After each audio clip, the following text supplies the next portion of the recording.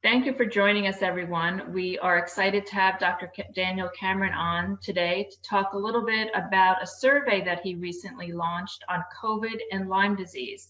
Thank you for joining us, Dr. Cameron. Happy to be with you, Darlene. So can you talk to us a little bit about the survey? It's interesting because it includes not only adults, but you've also included children in the survey. Yeah, I've always wanted to do more research instead of seeing patients. I write a lot, I blog a lot, but how do I put together in a more organized fashion what I'm seeing with children who have Lyme?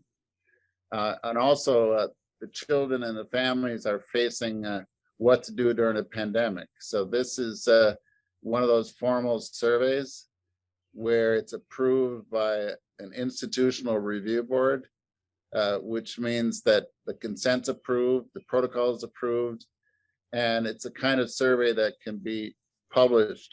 It can also be presented at medical forums and on the internet. And it will help me, but I think it will help a lot of my colleagues know what to do during this pandemic. So can you tell us who can participate in the survey? Well, normally, surveys involve adults, but because I'm the principal investigator and I have so much interest in what happens to tweens and teens in my practice, I was able to design the study so that age 12 and up are eligible, and I'm encouraging them to enroll even if they're doing fine, even if there's no problems. They're still wondering, and their parents are wondering about whether their child is going to get COVID or take the vaccine. So it's one of those things that I'm dying to know, but fortunately this survey design lets me enroll that important age group. So it will help hopefully be able to determine whether or not some of these kids that have the vaccine or have had COVID have a flare up in their Lyme disease symptoms. Is that correct? The flare up is certainly a top concern for parents, and tweens and teens know what's going on also. Anybody that has a child who's had Lyme knows how involved the 12-year-old, the 15-year-old is, and because they're the one living with this illness. So this survey is their voice to get this information out. So even if they're well, they're still afraid of what will happen if they get COVID or the vaccine, and what's the right decision. So just to clarify, the participants can be adults or children over the age of 12 who have had Lyme disease, but they have not had to have had the vaccine or COVID necessarily. Right. They don't have to have either the COVID or the vaccine. They share a common worry, is that even if I'm fine, I've been fine for several years, I'm worried about what will happen to my illness if I get COVID or the vaccine. Or will I even get Lyme itself again? What will happen if I get a flare-up for no particular reason? It's access to children through their parents should be one of those things that will help us all. And I know it's going to help me in my practice. There are not many surveys, if any, right, that really focus on the impact of Lyme disease in children. Why did you focus on kids? Well, I think most of the clinical trials are all on adults, and the children are more of like around diseases that children have, like POTS. It's a small group of various lightheaded type symptoms, PANS, which is a neuropsych issues. And so those aren't very extensive. This one, because I'm the principal investigator and I'm also the epidemiologist, I made special efforts to go through all the consent forms, the paperwork, the protocols to be able to get to that important group. We don't really have great information on that group. And this will allow parents and their children to share with us a much broader look at children with Lyme disease in America. So it seems like the survey is going to give you more information than just COVID's impact or potential impact on patients with Lyme. It's going to give you a general sense of what these kids go through. Yeah, so even though we're worried about COVID, worried about the vaccine, I find parents are worried about their future for their child. And this gets into the parents' concerns for their children, the children's symptoms, whether it's affecting them at this time. So that's why they don't have to have COVID. And it's going to be invaluable to understand what they're going through. And also when we discuss the risk of COVID and risks of the vaccine, we're also concerned with the risk of relapses, even if you never get the pandemic problem. And have you had many pediatric patients in your practice who have had COVID? I've had a fair amount who've had COVID. You know, the families will call and share with me, but usually if a child has it, usually the parents or grandparents, their aunts, it hits a whole household.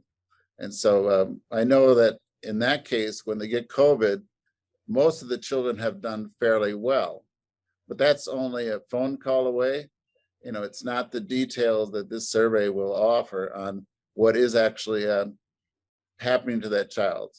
You know, just because they didn't have the respiratory issues or have some of the pulmonary problems, the clotting problems, is it affecting their health?